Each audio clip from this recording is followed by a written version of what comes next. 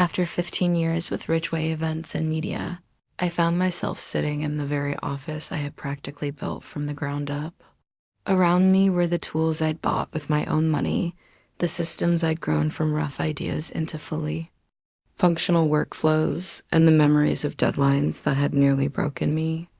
Above my desk hung a laminated sign reading, Probable in Chief, a running joke for my team.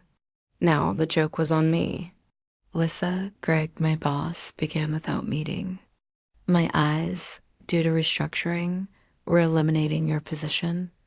I blinked slowly, the low hum of the AC filling the silence before he went on. We're bringing in a new hire just out of university. She handled media, event logistics, everything you've been doing. This wasn't just a layoff. It was a replacement, a budget reset. 15 years of doing 5 jobs for the pay of one, dismissed in a single breath.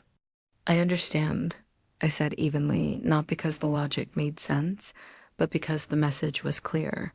Too old, too expensive, too hard to control. Greg seemed relieved I wasn't making a scene.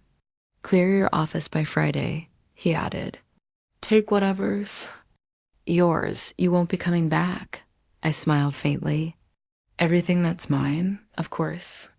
15 years earlier, I'd been hired as a media designer, just that.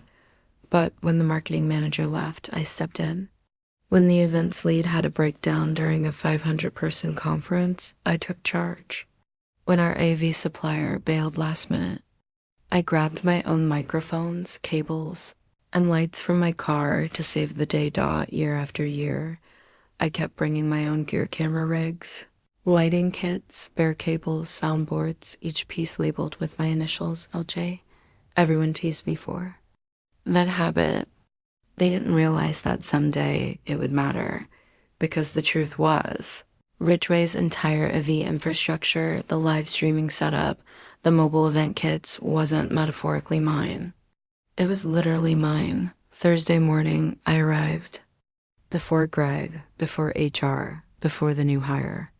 I began packing first the labeled hard cases filled with mics and mixers, then the modular lights, wireless cams, HDMI extenders. Every receipt was neatly filed in my Google Drive. When I reached the control booth, Greg caught me unlocking the door with my own key. You can't take that, he stammered. Why not? It's essential to your events. Exactly, he said. That's why it needs to stay. Then you'll be happy to know I brought it in. Want to see the receipts? He fumbled, then asked me to at least leave the booth gear until the new hire was trained. You told me I wouldn't be coming back, I reminded him. I'm just doing what you said. By noon, half the storage closet was empty. Every box labeled LJ was loaded into my Ford Explorer Terra, one of the few colleagues with a soul, helping me stack them like a game of high-stakes Tetris. By 3:30, even the backup servers were gone. Greg paced the hallway, phone pressed to his mouth. It had never occurred to him to ask, what happens if everything we rely on leaves with her? Friday evening, my car was so packed that each bump made the lighting kits rattle and the mic stand sway. In my rearview mirror was the hardware that had powered dozens of events. I thought of my father's advice, never loan what you aren't prepared to lose. That's why I'd labeled everything. Greg had laughed back then. Paranoid much? He'd said, "No." I imagined him staring at an empty AV booth, realizing just how little had belonged to Ridgeway at all. When I got home, my driveway looked like a film crew's base camp. My neighbor Mike leaned on the fence. Big shoot? Not exactly, I said, exhaling. More like the end of an era. Saturday morning, I browsed Ridgeway's public event calendar. Monday's Northwest Regional Education Conference, a massive multi-city broadcast with over 300 attendees, had always been my baby. I knew every detail they'd need, and I knew they didn't have any of it anymore. Sunday afternoon, Tara texted. Greg's panicking, missing a V inventory. No live stream planned out, she called soon after. The intern doesn't know what a D box is. Greg asked if we could just Zoom it, and the new venue. No built-in a V. Then they're in trouble, I said. Greg wanted me to see if he'd help. I'm just doing what he told me, I replied. Monday morning, my garage was lined with neatly labeled road cases. I ran my fingers over the LED uplight charger dock, over my laminated emergency cable chart dock by 8:32. Greg left a voicemail, clipped and jittery. We need you. This event is falling apart. Please call me back. I didn't. Instead, I worked on a pitch deck for my own consulting brand flat rates, clean branding, tagline.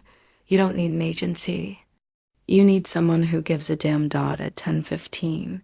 Ridgway tried running the event on someone's personal iPad.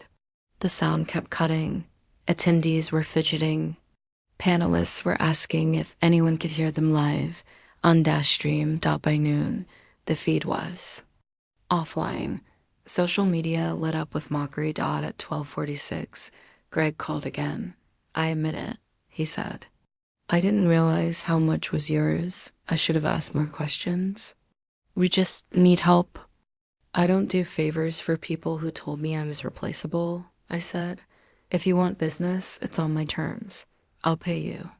Send your rate. I already did.